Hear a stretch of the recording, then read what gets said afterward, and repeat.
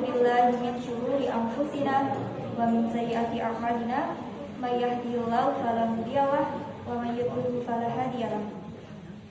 Asyhadu an la ilaha illallah wa asyhadu anna Muhammadan abduhu wa rasuluh la nabiyya ba'dah.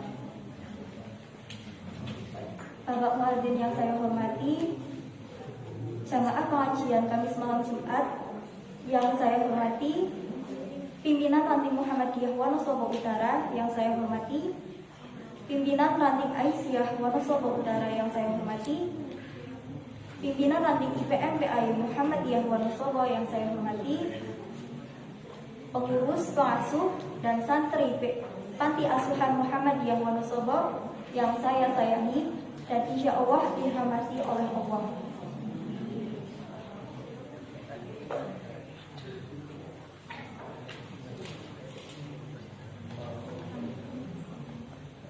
Puji syukur kita hadirkan kepada Allah Subhanahu wa Ta'ala yang telah memberikan rahmat dan hidayah sehingga kita dapat berkumpul dalam pengajian malam Jumat ini tanpa adanya halangan suatu apapun. Sholawat bertangkaikan salam senantiasa tercurah kepada Nabi kita, Nabi Agung Muhammad Sallallahu Alaihi Wasallam, yang kita nantikan syafaatnya di yaumul akhir nanti. Amin, amin ya robbal alamin. Perkenankanlah duduknya saya di sini selaku pembawa acara yang akan membacakan susunan acara yang insya Allah akan kita laksanakan pada malam hari ini. Acara yang pertama yaitu pembukaan, yang kedua pembacaan ayat suci Al-Quran, yang ketiga inti, yang keempat lain-lain, dan yang kelima penutup. Memasuki acara yang pertama yaitu pembukaan. Marilah kita buka acara pada malam hari ini dengan membaca basmalah bersama.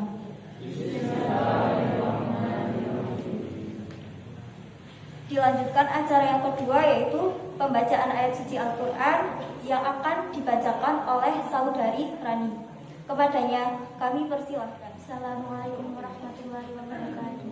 Waalaikumsalam warahmatullahi wabarakatuh. A'udzu billahi minasyaitonir rajim. Qala ya Adamu anbi'hum bi asma'ihim falamma anba'ahum bi asma'ihim qala alam aqul lakum inni a'lamu ghaibas samawati wal ardh wa 'alamu ma tubduna wa ma kuntum taktumun. Wa idh qulna lil malaikati isjudu li Adama fasajadu illa iblis aba wastakbara wa kana minal kafirin. Wa qulna ya Adamu uskun anta wa zawjukal jannata wa huwa minha raqatan haitsu syi'tuma wa la taqraba hadhihi asy-syajarata fatakuna minadh dhalimin. Fa azallahuma asy-syaitanu 'anha fa akhrajahuma mimma kana fihi. Wa qulna ihbitu ba'dukum li ba'din 'aduwwun wa lakum fil ardi mustaqarrun wa mata'un ila hin. Fatalaqa Adamu min rabbihi kalimatin fataba 'alaihi innahu huwat tawwabur rahim. Ya Allah berfirman, wahai Adam, beritahukanlah kepada mereka nama-nama itu. Setelah dia Adam menyebutkan nama-namanya, dia berfirman, bukankah telah aku katakan kepadamu bahwa aku mengetahui rahasia langit dan bumi, dan aku mengetahui apa yang kamu nyatakan dan apa yang kamu sembunyikan.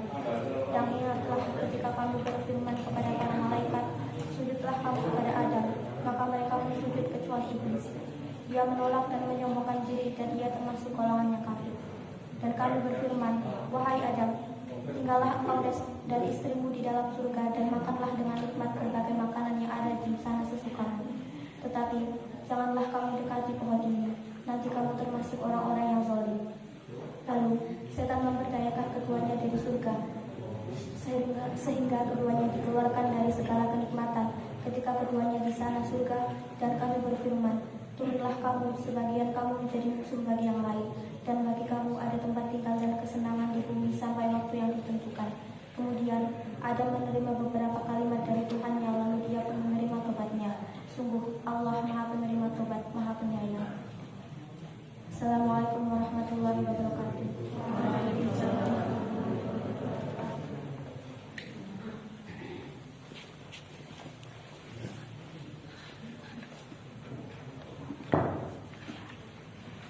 Jazakumullahu khairan katsir kepada saudari Rani yang telah membacakan ayat suci Al-Quran. Semoga yang membaca dan yang mendengar mendapat pahala dari Allah SWT. Dilanjutkan acara yang ketiga, yaitu pengajian inti yang akan disampaikan oleh Bapak Muadzin. Kepada beliau kami persilakan. Assalamualaikum warahmatullahi wabarakatuh. Alhamdulillah nahmaduhu wa nasta'inuhu wa nastaghfiruh wa na'udzu billahi min syururi anfusina wa min sayyiati a'malina may yahdihillahu fala mudhilla lahu wa may yudhlil fala hadiya lahu. Asyhadu an la ilaha illallah wahdahu la syarika lahu wa asyhadu anna Muhammadan abduhu wa rasuluh. Allahumma shalli wa sallim ala nabiyyina Muhammad wa ala alihi wa sahbihi ajma'in. Amma ba'd. Alhamdulillah, puji syukur marilah kita panjatkan kehadirat Allah Subhanahu wa taala atas limpahan rahmat-Nya. Pada kesempatan malam hari ini kita dikumpulkan di majlis yang mulia ini. Jamaah pengajian malam Jumat, Kamis malam Jumat yang didukung oleh banyak pihak, dari pimpinan ranting Muhammadiyah Wonosobo Utara, ada pimpinan ranting Aisyah Wonosobo Utara, pimpinan ranting IPM PAY Muhammadiyah yang baru saja kemarin diselenggarakan rapat pembentukan pengurusnya, meskipun belum dikukuhkan, nanti akan segera diadakan pengukuhan pelantikan untuk pengurus IPM ranting Panti Asuhan Muhammadiyah Wonosobo, dan juga tentu saja warga Kauman, Kenteng, Lomprang dan sekitarnya. Pada kesempatan malam ini saya menjadi badal pengganti untuk menggantikan Bapak Ustadz Haji Asrori Zaini MAG yang mestinya mengisi pada malam hari ini, tapi beliau berhalangan karena sedang tindak Solo kalau nggak salah. Maka saya yang duduk di kursi cadangan akhirnya mengisi pengajian. Memang ketika pembuatan jadwal saya minta nggak usah dipasang di jadwal yang rutinnya, saya cadangan saja. Kalau sewaktu-waktu ada yang tidak hadir berhalangan, maka mungkin saya bisa menggantikan. Tema yang di-share oleh tim media Mas Rozikin, Reva dan kawan-kawan dari Panti, judulnya Tipu Daya Setan, Mewaspadai Tipu Daya Setan. Dikomentari Pak Rudi malam Jumat bicara tentang setan. Ya nggak ada hubungannya ya. Malam Jumat malam apa, sama saja setan yang ada di mana-mana. Ya.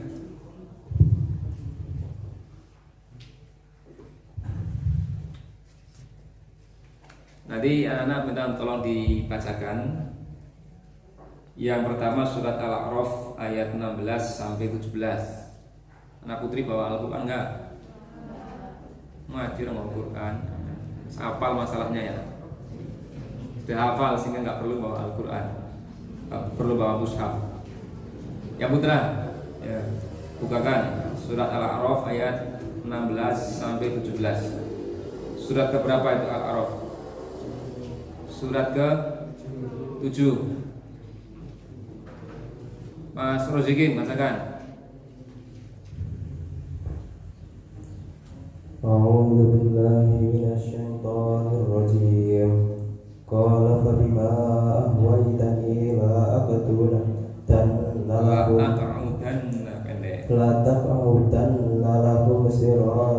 siratal mustaqim.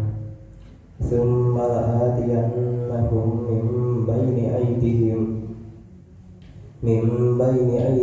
wa min khalfihim wa an aymanihim wa an shama'ilihim wala tajidu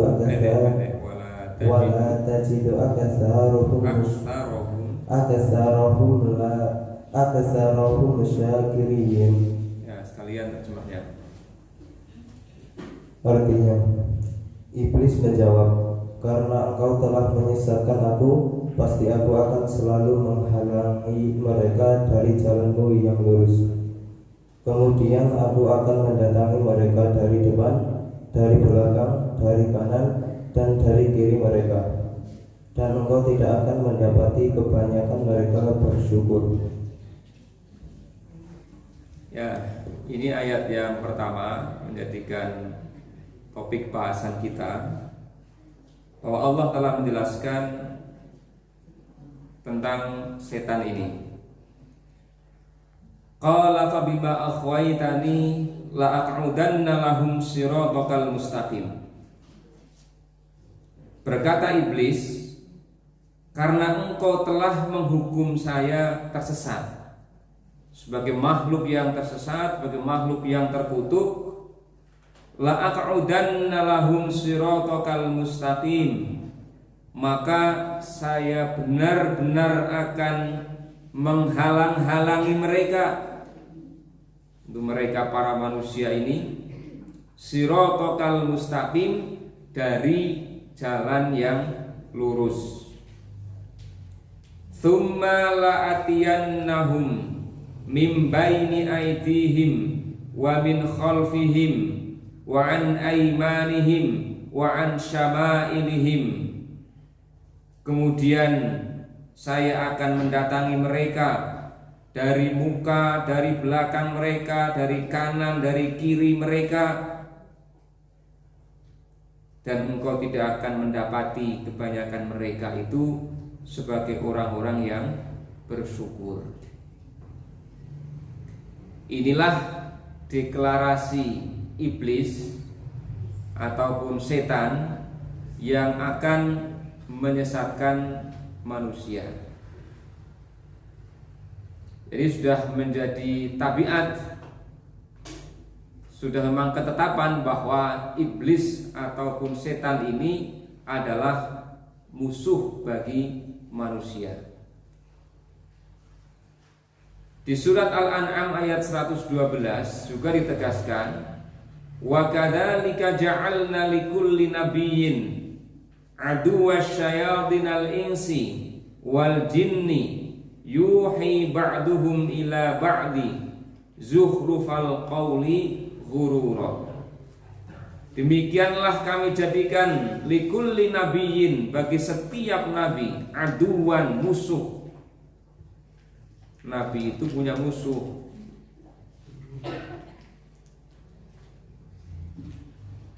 Musuhnya syayatinal insi wal jinni, setan dari kalangan manusia dan setan dari kalangan jin. Jadi berbicara tentang setan, bahkan setan kalangan manusia ini ditempatkan di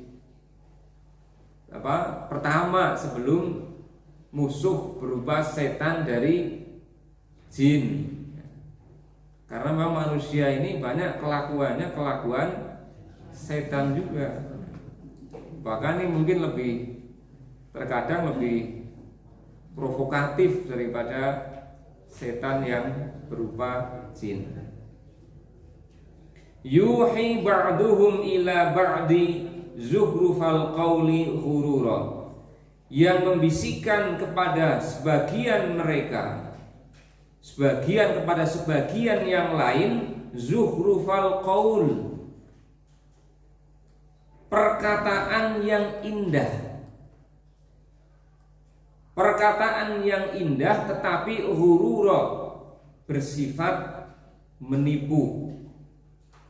Ini sudah satu poin tentang tipu daya setan, yakni dengan teknik atau strategi zukhrufal qaul, perkataan yang indah-indah untuk menipu daya. Ini cara pertama. tentang strategi setan menggelincirkan manusia dengan zuhrufal qaul, perkataan yang indah. Jadi setan itu tidak semata-mata mengajak kepada kita untuk berbuat kemungkaran, ayo song-song neraka, semuanya berlaku maksiat, berlakulah dosa, laksanakan dosa-dosa besar, membunuh, berzina secara langsung. Tetapi seringkali setan menggoda manusia dengan kalimat-kalimat yang indah, kalimat-kalimat yang nampak baik, tetapi sesungguhnya itu semua hanya sebagai tipu daya setan. Sehingga kadang-kadang atas nama toleransi manusia digiring untuk mencampur adukan ibadah-ibadah berbagai agama, mencampur adukan agama. Kadang ada yang berbicara bahwa nampak sangat indah demi persatuan, demi kesatuan, demi toleransi. Semua agama itu benar, tidak sekedar baik, tapi kalimatnya semua agama itu benar. Wah, berarti sing nyembah mungkin matahari, yang nyembah patung, sama benarnya dengan kita yang mentauhidkan Allah. Kadang-kadang orang Islam sendiri yang berbicara seperti itu. Kadang-kadang bukan sekedar orang awam, bahkan tokoh yang menjadi panutan ngomong seperti itu, bahwa agama itu semua benar. Semua agama benar di mata Tuhan. Wah, kacau lagi. Ya, orangnya siapa ya, cari di internet lah ada. Bahkan mungkin ada yang sedang diangkat-angkat. Ya. Ini kan menipu daya. Bagi orang yang kurang pemahaman ilmu agamanya, tentu menganggap bahwa itu adalah baik. Demi toleransi, podo-podo lah semua agama itu ya bener kabeh. Kadang atas nama budaya, atas nama adat, atau mungkin lebih keren local wisdom, ya, kearifan lokal, maka kita digiring untuk melakukan amalan-amalan yang menjurus kepada kemusyrikan. Sebenarnya di Indonesia ini sudah luar biasa. Kita sudah mengakui Islam sebagai agama di Indonesia, dan mayoritas orang Indonesia beragama Islam. Dari kondisi yang dulunya masyarakat Indonesia itu menganut animisme, dinamisme, sampai kemudian kita sudah berubah menjadi masyarakat Muslim. Sekarang Muslim masyarakat Indonesia. Tetapi kadang ada upaya-upaya yang mengarahkan kita untuk menghidup-hidupkan kembali tradisi jahiliyah, termasuk diantaranya membuat sesaji, melarung apa yang atas nama mungkin sedekah laut, sedekah bumi dan lain-lainnya. Kalau dimanfaatkan buat manusia kan lebih baik, ya. Padahal ulama-ulama dulu, para dai, para mubaligh bagaimana mengislamkan Indonesia itu sudah sedemikian beratnya menghadapi tantangan budaya lokal yang waktu itu menganut animisme, dinamisme. Bahkan mungkin ada sekte-sekte atau aliran-aliran yang sangat jauh dari nilai-nilai keislaman. Yang tahun 1700-an itu berkembang, diantaranya kan aliran Bhairawa Tantra yang berkembang mulai dari India, di Hindu ya, Hindu di India menyebar sampai ke Indonesia. Bhairawa Tantra. yang itu mengorbankan manusia. Di antara ritualnya itu mengorbankan manusia, berpesta seks bebas untuk mencapai kesaktian, kasekten. Itu aliran Bhairawa Tantra. Bahkan mengorbankan manusia. Kalau minum minuman keras sudah mungkin apalagi itu. Molimonya itu bukan sekedar molimo dalam pengertian kita yang kita pahami, maling, madon, mabuk ya. Tapi diantaranya ini kan Pancamakara yang termasuk diantaranya ini adalah mengorbankan manusia. Dan itu berkembang di Indonesia. Di lereng Merapi itu masih ada situs-situs ini aliran Bhairawa Tantra yang dari abad 6 di Benggala, kemudian menyebar ke utara, ke Tibet, Mongol, Cina, Jepang sampai ke Indonesia. Disebutkan bahwa Raja Aditya Warman itu ketika pelantikan itu sambil minum darah di antara bangkai-bangkai manusia, amisnya dan baunya bangkai manusia. Itu Aditya Warman. Nanti pelantikan IPM nggak usah seperti itu. Itu karena untuk mencapai satu kesaktian ya, di antaranya. Tetapi kemudian masyarakat Nusantara yang sedemikian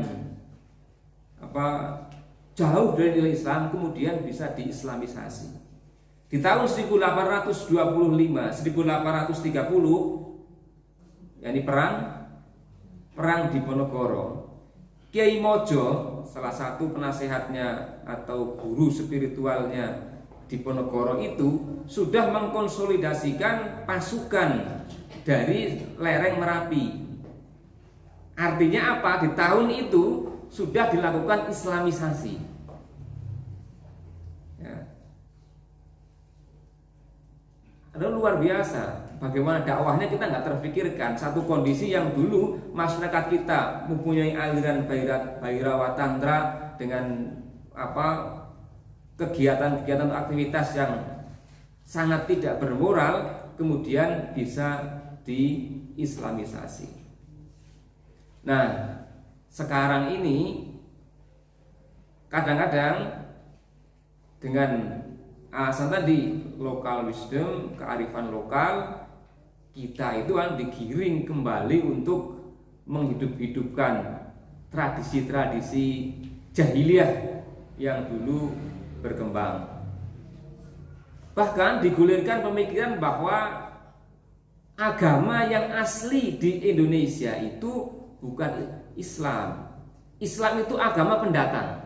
Ini juga termasuk kalimat-kalimat yang digembus-gembuskan ini. Bahwa Indonesia ini aslinya bukan Islam. Islam itu adalah agama pendatang. Jadi ada ucapan-ucapan yang membuat pemikiran kita Islam ini sebagai agama penjajah. Ini juga termasuk ucapan-ucapan setan untuk melemahkan kita. Itu gerakan nativisasi, menjadikan bahwa Indonesia ini aslinya menganut animisme, dinamisme, ataupun minimal Hindu Buddha. Dikembalikan ke situ. Ya, ini yang kadang-kadang kita terkecoh dengan berbagai macam ucapan-ucapan yang sekilas nampak baik, tetapi kita tanpa sadar digiring untuk jauh dari nilai-nilai Islam. Terkadang atas nama hak asasi, kita mengenal semua tentu hak asasi. Kalimatnya indah, asasi manusia. Tetapi orang sering berlindung atas nama hak asasi manusia untuk melegalkan seks bebas, melegalkan LGBT, melegalkan pornografi dan lain-lain. Kemarin juga ini kan panas juga Permendikbuddikti nomor 30 tahun 2021 yang tentang pencegahan kekerasan seksual. Tetapi di situ ada pensyaratan bahwa yang masuk kategori kekerasan seksual adalah yang dilakukan tanpa persetujuan korban. Manakala ada persetujuan korban, maka tidak bisa dikategorikan sebagai kejahatan seksual atau kekerasan seksual. Padahal dalam Islam, kemarin anak-anak sudah kita sampaikan bagaimana Islam itu sangat tegas dalam persoalan perzinaan. Dalam Islam itu suatu kriminalitas, dosa besar melakukan perzinaan. Baik itu dipaksa, terpaksa, ataupun suka sama suka, sama saja. Ya, masuk kategori dosa besar. Nah, maka kemarin terjadi kontroversi, perdebatan yang alot, yang sengit, bahkan banyak yang meminta agar Permendikbuddikti nomor 30 itu dibatalkan, dicabut, karena secara tidak langsung menyatakan bahwa yang suka sama suka, yo silakan saja. Nah, gitu. Tidak bisa dikategorikan sebagai masuk kejahatan seksual ini. Kadang atas nama demokrasi, suara rakyat ini kan dikatakan suara Tuhan, ya. Wah, semua rakyat suara Tuhan. Kita jangan tidak nyalah-nyalahkan demokrasinya, tapi ada beberapa kelemahan dalam hal ini, ya. Yang menjadikan ya suara kiai, ustadz, ulama dengan pelaku-pelaku kriminal ya sama saja. Kadang dengan ungkapan-ungkapan kesetaraan, ya, equality, maka ada tuntutan agar betul-betul perempuan dan laki-laki sama, ya. Setarakan di dalam sama, dan menganggap remeh bahwa yang mendidik keluarga, kaum wanita yang mendidik keluarga itu satu aktivitas yang remeh saja. Dan terkadang atas nama itu juga agar wanita-wanita ini keluarlah, bekerjalah, ya. Saya bebas. Nah, siapa yang akan ngurusi, yang mendidik, yang mengarahkan anak-anaknya. Terkadang atas nama moderasi, ini sekarang yang paling gencar kalau di Kemenak ini moderasi yang diembus-embuskan ini. Siapa nulis kemarin moderasi beragama karena diminta. Tapi saya banyak di dalamnya sebenarnya mengkritik juga tentang moderasi beragama. Karena kriteria moderasi beragama yang sebenarnya merupakan proyek awal tahun 1990 itu sudah diwacanakan. Itu kriterianya sangat jauh dengan kriteria Islam. Memang kita mengenal istilah wasatiyah, ya, yang diidentikan dengan moderasi ini, moderat, untuk berlaku moderat, agar orang tidak terlalu berlaku ekstrim, ini tidak berlaku ekstrim. Tetapi terkadang dengan nama moderasi ini kita kemudian merayakan Natal bersama. Ada orang yang nggak mau mengucapkan selamat Natal, dikatakan wah ini sudah tidak moderat, itu orang yang radikal. Akhirnya mengarahnya ke situ masalahnya. Itu yang bermasalah. Sebenarnya kalau nggak usah mengatakan yang nggak mau mengucapkan selamat Natal, nggak radikal, ya, tidak toleran, ya, mungkin biasa-biasa saja. Tapi kadang dipakai oleh orang-orang tertentu atas nama kalimat yang indah tersebut untuk menyudutkan pihak yang lain. Ini yang bisa dikategorikan zukhrufal qaul, ucapan yang indah tetapi menipu daya. Coba nih, misalnya tentang merayakan Natal, ini kan bulan November, sebentar lagi Desember, ya.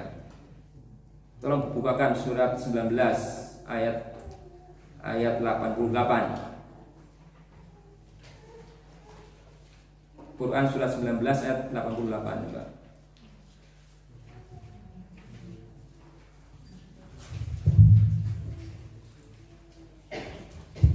Yang menjadikan alasan bagi kita ketika mungkin atau sebagian masyarakat kita menolak untuk merayakan Natal bersama, di antaranya dengan alasan ayat tersebut. Surat 19. Surat apa itu? Surat Maryam. Ya. Ayatnya ayat 88 sampai 91. Dibacakan coba. Mulai minasyaitonirrajim.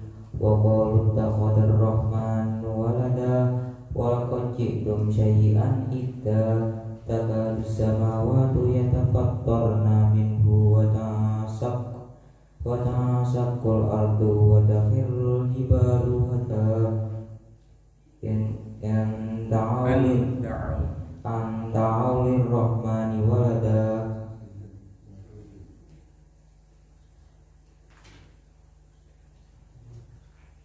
Artinya, dan mereka berkata, Allah yang Maha Pengasih mempunyai anak. Sungguh kamu telah membawa sesuatu yang sangat mungkar. Hampir saja langit pecah dan bumi berbelah dan gunung-gunung runtuh karena ucapan itu, karena mereka menganggap Allah yang Maha Pengasih mempunyai anak. ya, perayaan di 25 Desember itu tidak bisa lepas dari konsep Trinitas. Bukan semata-mata kelahiran Yesus atau Isa. Yang di ayat ini Allah sendiri sangat murka ketika dianggap bahwa Tuhan itu memiliki anak. Dengan ungkapan watang syakul ardu watahirrul jibalu hadda di ayat 90 itu. Hampir saja langit pecah, bumi terbelah, gunung-gunung runtuh karena ucapan itu. Ini ucapan yang sangat batil, ucapan yang sangat mungkar. Allah murka, kok kita ikut-ikutan di dalam satu perayaan yang tidak bisa dilepaskan dari konsep ini. Di mana letak kecemburuan kita? Inilah yang kemudian mengapa sebagian kaum muslimin menolak untuk mengadakan perayaan Natal bersama-sama. Tetapi bukan berarti kita menghalang-halangi, karena kita juga punya prinsip lakum dinukum waliyadin, bagimu agamamu, bagimu agamaku. Ya sudah, silakan dilaksanakan. Tetapi kita tidak ikut-ikutan, tidak mengganggu. Itu toleransi. Tapi kalau kemudian kita didorong-dorong agar bersama-sama, kemudian yang tidak mau melaksanakan dianggap wah ini intoleran, nah ini yang menjadi justru malah mereka yang tidak toleran terhadap orang yang punya prinsip. Karena prinsipnya tidak ingin mencampur adukan dalam urusan masalah agama, apalagi bab keyakinan ini. Ya, karena Allah sendiri sangat murka, maka dikatakan langit hampir terbelah, bumi ini seperti keadaannya seperti pewayangan itu, bumi gonjang-ganjingan itu berarti. Kalau Pasar Jogi mungkin fasih sekali ini. Nah, ini bagian pertama tentang zuhrufal qauli ghurura. Bahwa setan menjadikan ucapan-ucapan yang indah yang dipakai untuk menipu daya. Kemudian yang kedua, cara setan dalam menjerumuskan manusia itu berlagak sebagai an-nasihin, yakni pemberi nasihat yang baik. Ini mirip metode pertama. Setan membisikkan pengaruhnya dengan berlagak sebagai teman yang baik, teman yang memberikan nasihat. Nasihat ini satu ucapan untuk kebaikan, namanya nasihat, demi kebaikan. Seperti dalam surat Al-A'raf ayat 20-21, Allah berfirman, bacakan sendiri, kelamaan nanti. Fawaswasa lahum asyaitanu liyubdiya lahuma ma wuriya anhuma min sawatihima wa qala ma nahakuma rabbukuma an hadhihi syajarah illa an takuna malakaini aw takuna minal khalidin wa qasamahuma inni lakuma laminan nasihin. Maka setan membisikkan pikiran jahat kepada keduanya, yakni Adam dan Hawa, untuk menampakkan kepada keduanya apa yang tertutup dari mereka, yaitu auratnya. Dan setan berkata, Tuhan kamu tidak melarangmu mendekati pohon ini, melainkan supaya kamu berdua tidak menjadi malaikat atau tidak menjadi orang yang kekal dalam surga. Dan dia, setan itu, bersumpah kepada keduanya. Wa qasamahuma, dan setan ini bersumpah kepada keduanya, ini sesungguhnya aku itu lakuma kepada kalian laminan nasihin, benar-benar hanyalah orang yang memberi nasihat. Jadi setan itu berlagak sebagai penasehat yang baik. Tuhanmu itu nggak pingin agar kamu menjadi malaikat atau kamu kekal di surga. Maka supaya kekal surga tuh dekati pohon khuldi. Itu orang nyebutnya pohon khuldi dan jadi kebiasaan. Meskipun kan mungkin sebenarnya bukan pohonnya ya, bukan nama pohon.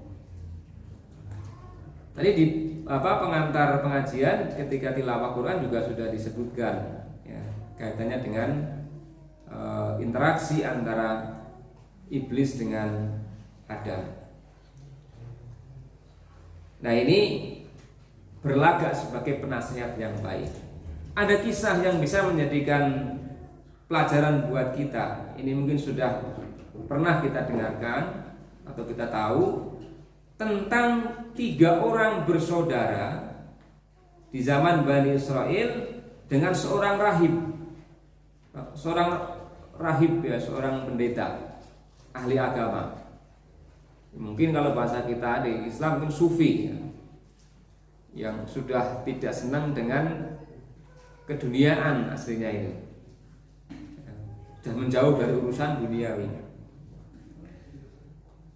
Yang 3 pemuda ini memiliki saudara perempuan yang sangat cantik. Namun masalahnya mereka ini akan pergi dalam waktu yang agak lama ini. Sementara kalau ditinggalkan, khawatir nih siapa yang menjaga adiknya, adik perempuannya ini. Maka setelah berdiskusi, diputuskan untuk menitipkan kepada seorang rahib yang solih, yang karena kesolihannya itulah maka dipercaya untuk menjaga adik perempuannya ini. Nah, maka datangi rahibnya, disampaikan tentang keadaannya yang sulit. Ini kita akan pergi waktu agak lama, kita punya adik, ini nggak ada orang yang bisa dipercaya untuk menjaga adik saya kecuali engkau, maka tolonglah ini, tolong jaga adik saya. Nah, rahib itu menolak karena khawatir terjadi fitnah.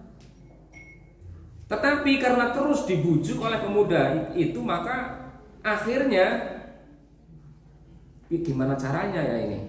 Mau menolak juga nggak enak, karena penting, karena butuh. Maka setan kemudian menghembuskan ide agar permintaan itu diterima dengan syarat.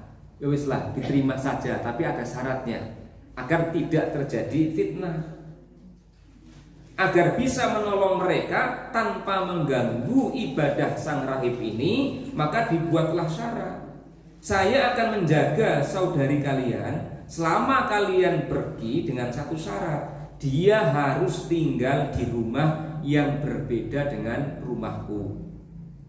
Jadi aku tidak harus melihatnya, tapi bisa mengawasi dari kejauhan. Maka akhirnya setuju, oke lah kalau begitu kita buatkan rumah yang dekat dengan rumahmu, tanpa kamu harus menjaga secara langsung satu rumah dengannya.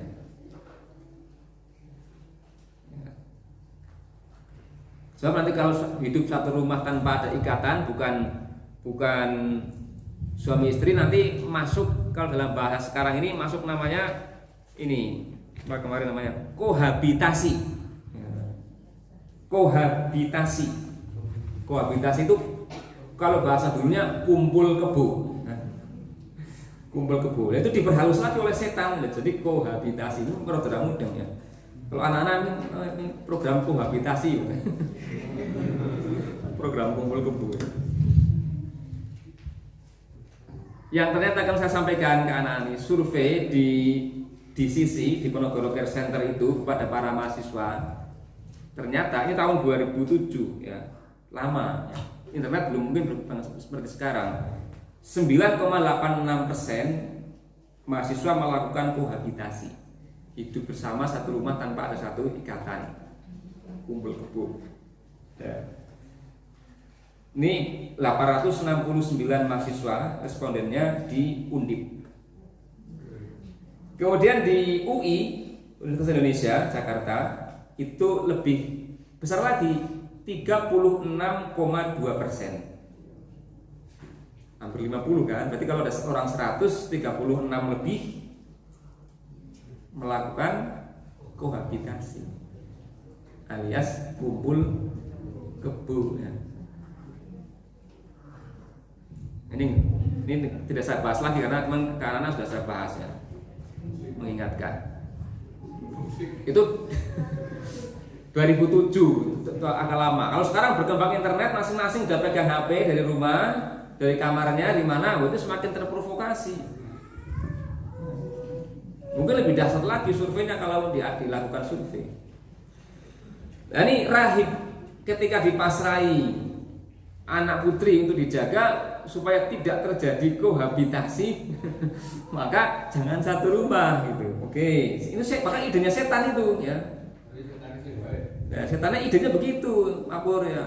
Jadi nggak langsung ya diajak apa, tapi dah terima dulu saja. Yang penting kamu bisa menolong orang dan kamu tidak akan terganggu ibadahnya dan tidak akan terjadi fitnah karena beda rumah. Nggak masalah, rapopo wis. Sekarang ditolong, nah, kasihan. Akhirnya tuh berjalan beberapa hari cukup baik tanpa kendala. Nah, rahib itu memasakkan makanan, setelah itu mengantarkan di depan rumahnya, di luar rumah untuk wanita itu. Kemudian kembali lagi ke rumahnya, menutup rumahnya lagi, ya, mengantarkan makanan hanya di depan rumahnya, sudah pergi lagi supaya tidak masuk ke rumah. Itu awalnya begitu. Maka setan kembali membisikkan ide agar sang rahib itu semakin masuk. Dengan bisikan bagaimana? Apakah kamu akan membiarkan ia keluar rumahnya untuk mengambil makanan, padahal dia kan wanita yang cantik? Ini bahaya. Kalau kau hanya mengantarkan makanan di depan rumahnya, kan dia berarti harus keluar. Nanti kalau dilihat orang, capanti, roh, wala bahaya kayak kan. Maka harus dicari solusi.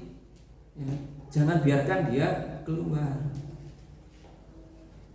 Maka antarkan di depan pintu rumahnya. Ini ngarep pintu gak ada aja kaduan. Ya, oh iya bener-bener ya, ojo kaduan, ngene kaduan, metu ke omah, konangan capanti bahaya.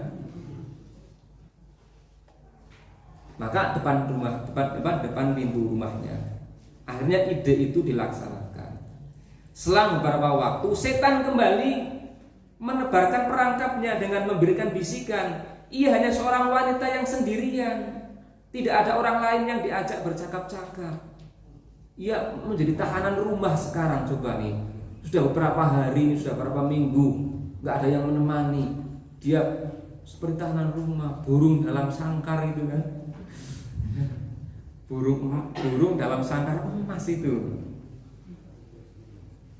Kamu zalim, ini nggak ada yang menemani dia berbicara. Dia menjadi tahanan rumah sekarang ini. Mengapa kamu tidak mengajaknya bicara? Menengan wae waya isu terke makanan ngarep pintu, udah pergi lagi, nggak ada pembicaraan apa-apa. Maka dibisiki, ngomonglah, sapa dia, disapa, tanyakan kabarnya bagaimana. Jangan terus mati orang ngerti kan.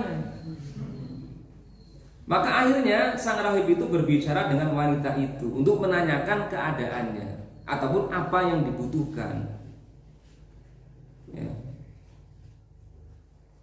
Setelah itu kembali lagi, bicaranya formal saja, awalnya formal gitu, nggak ada macam-macam pembicaraannya, hanya kebutuhannya saja. Namun lama kelamaan setan membisikkan di hati agar ia berbicara yang lebih serius lagi, lebih banyak lagi, dan diarahkan yang lebih romantis. Nah ini mulai nih ngomongnya, mulai ngomong-ngomong yang romantis. Nanti tambah-tambah sayang-sayang segala kan ya.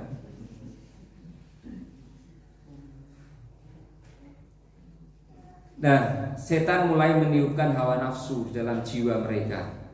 Pembicaraan yang awalnya sopan, maka mulai lama-kelamaan masuk kepada hal-hal yang tidak bermoral. Setan semakin kuat mempengaruhi, membisikkan ide, semakin jauh, semakin masuk kepada hal yang dilarang oleh agama. Setan membisikkan bahwa wanita itu tidak hanya butuh makanan, tapi juga butuh kedekatan dan kasih sayang. Mulai ini. Akhirnya sang rahib pun masuk, berbincang banyak dan mulai asik dia ngobrol kesana kemari, berbincang-bincang. Dan betul-betul sang rahib akhirnya meninggalkan rumahnya dan lebih lama tinggal di rumah wanita yang dititipkannya tersebut. Disinilah dilihatlah ini bagaimana strategi tipu daya setan, bagaimana mempengaruhi orang yang soleh, tidak langsung kepada kemaksiatan tapi sangat bertahap ya. Sedikit demi sedikit, pelan-pelan diberikan ide, gagasan, bisikan-bisikan yang nampak logis, tetapi itu adalah jeratan-jeratan setan yang akhirnya sang rahib ini karena sudah tidak terkendali melakukan perzinaan hingga wanita itu hamil. Nah, karena hamil menjadi takut ya. Maka dibisikkan oleh setan lagi, ini hamil sekarang dia. Kalau saudaranya nanti pulang bagaimana ini? Kamu akan terbongkar kedokmu bahwa engkau adalah seorang rahib, seorang pendeta, seorang sufi, ahli agama, ahli ibadah. Kok melakukan tindakan yang bejat, hilang reputasimu? Maka dibisikkan agar sekarang bunuh saja untuk menyelamatkan harkat martabatmu sebagai seorang rahib. Bunuh wanita itu dan kuburkanlah. Nanti kalau saudaranya pulang, maka katakanlah dia meninggal karena penyakit, kena corona atau apa gitu. Gampang gitu. Nah, setelah sekian lama, maka saudaranya kembali. Nah, ditanyakan, ini mana adik saya? Maka mulailah membuat satu skenario, alasan, alibi tentang ketidakadaan saudara perempuan dari 3 bersaudara itu, yang kemudian diberikan alasan bahwa dia meninggal karena penyakit. Awalnya 3 bersaudara ini percaya karena rahib ini orang yang soleh. Tapi kemudian setan mendatangi ketiga saudara ini dalam mimpi, didatangi dan dibisiki bahwa rahib itulah yang sebenarnya telah membunuh saudarimu. Percayalah, dia itu telah membunuh saudarimu. Dia hanya berbohong untuk menutupi kedok kebusukannya. Itu hanya kedok untuk menutupi kebusukannya. Maka akhirnya dilakukan penyelidikan dan akhirnya terbongkar bahwa rahib itulah yang telah membunuh adik perempuan dari 3 bersaudara itu.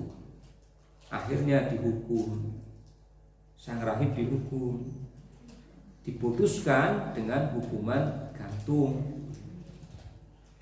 Nah, di hari eksekusinya setan mendatangi sang rahib.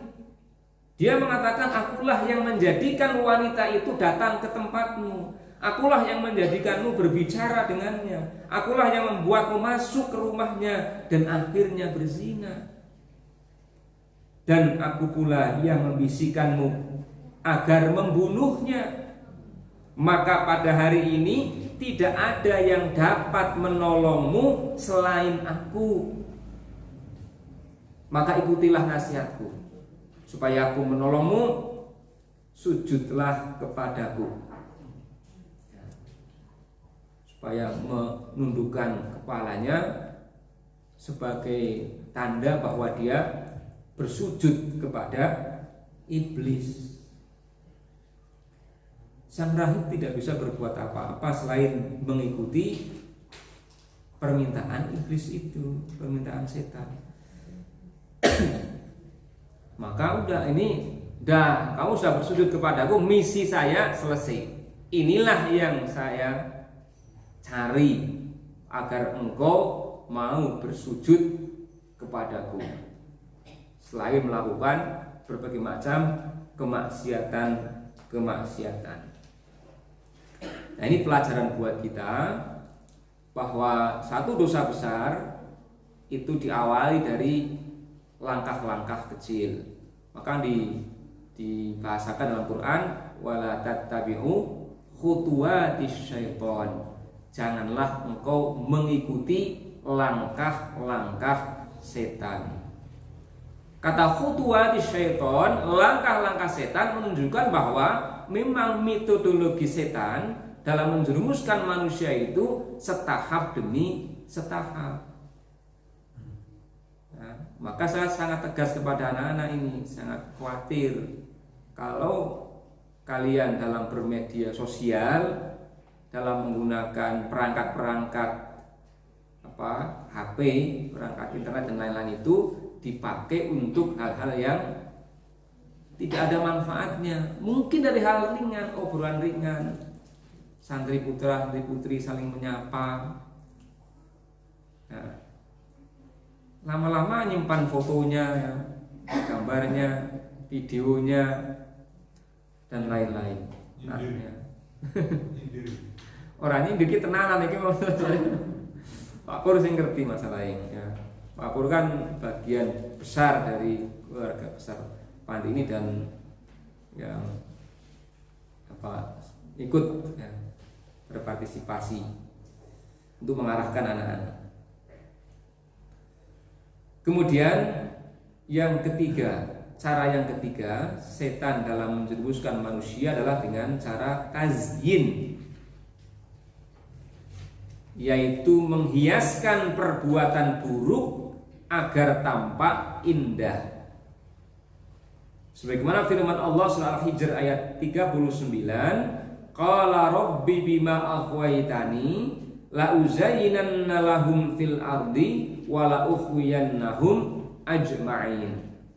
Iblis berkata, ya Tuhanku, oleh sebab engkau telah memutuskan bahwa aku sesat, pasti akan aku jadikan pada mereka memandang baik perbuatan maksiat di muka bumi ini. Ya. La uzayyinanna lahum, benar-benar akan aku jadikan mereka itu memandang baik, memandang indah pada mereka perbuatan yang buruk, perbuatan maksiat di muka bumi ini. Wala ukhwiyannahum ajma'in, dan benar-benar akan aku sesatkan mereka semuanya. Nah, ini tazyin, menghiasi menghiaskan perbuatan buruk agar nampak indah. Maka misalnya orang mendatangi dukun yang mungkin bahasa dukun itu negatif, menjadi mendatangi orang pinter, wong tua ya misalnya kan, wong tua kan apa ya? Wong pinter, walaupun bodoh ya wong pinter. Ada dukun hitam, ada dari dukun hitam di kamuflase dengan dukun putih. Itu contoh ini yang azin, menghiasi perbuatan yang buruk itu agar tampak indah. Ini bukan dukun hitam. Oh, ini kan mengobati orang. Ini kan untuk melarisi supaya dagangannya laris, menolong orang. Namanya nolong orang kan kebaikan. Masa ini musyrik. Nah, ini bisikan-bisikan setan. Agar dalam pikiran kita ini adalah perbuatan yang maslahah, ini perbuatan yang baik. Padahal itu satu kemungkaran yang besar, dosa besar kemusyrikan itu, yang menjadikan kita tidak diterima amal ibadah kita, sholat kita nggak diterima. Manakala kita berlaku musyrik, ya, mendatangi dukun, paranormal dan lain-lain. Inilah sebagian daripada tipu daya setan yang harus kita waspadai. Maka waspadalah ya. Demikian bila hidayah. Wassalamualaikum warahmatullahi wabarakatuh.